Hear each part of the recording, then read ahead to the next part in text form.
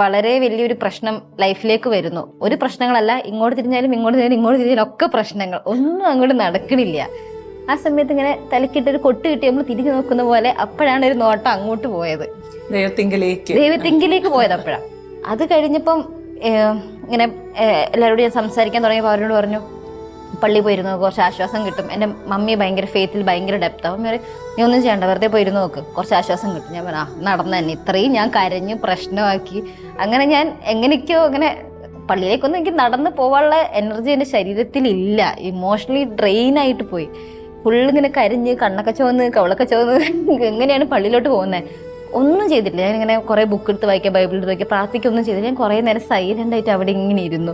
എനിക്കിത് വേണമെന്നോ അത് വേണമെന്നോ ഒന്നും ഞാൻ പറഞ്ഞില്ല. അതിൻ്റെ ഇടയ്ക്ക് ഞാൻ കരഞ്ഞു, അതിൻ്റെ ഇടയ്ക്ക് ഞാൻ വെറുതെ നോക്കിയിരുന്നു. പക്ഷെ പള്ളിയിൽ നിന്ന് ഇറങ്ങിപ്പോയപ്പം എനിക്ക് മര്യാദയ്ക്ക് 2 കാലിൽ നടക്കാൻ പറ്റുന്നുണ്ടായിരുന്നു. അങ്ങോട്ടേക്ക് ഞാൻ കഷ്ടപ്പെട്ട് ഡോറൊന്നും എത്തുന്നില്ലായിരുന്നു. പക്ഷെ തിരിച്ചു വരുമ്പം ഒരു ഹോപ്പ് ഫീലിംഗ് ആയിരുന്നു, ഒരു ഗുഡ് ഫീലിംഗ്, ഒന്ന് കാമായി പീസ്ഫുൾ ഫീലിംഗ് ആയിരുന്നു. കരിഞ്ഞു പോയി, ഞാൻ കരിച്ചിലൊക്കെ മാറ്റി. പിന്നെ എല്ലാവരോടും അറ്റ്ലീസ്റ്റ് എല്ലാവരോടും ചിരിച്ച് സംസാരിക്കാൻ പറ്റുന്ന ഒരു കണ്ടീഷനിലായിരുന്നു പുറത്ത് വന്നത്. അതാണ് എൻ്റെ ഒരു ബിഫോർ ആൻഡ് ആഫ്റ്റർ സ്റ്റോറി. അങ്ങനെയാണ്.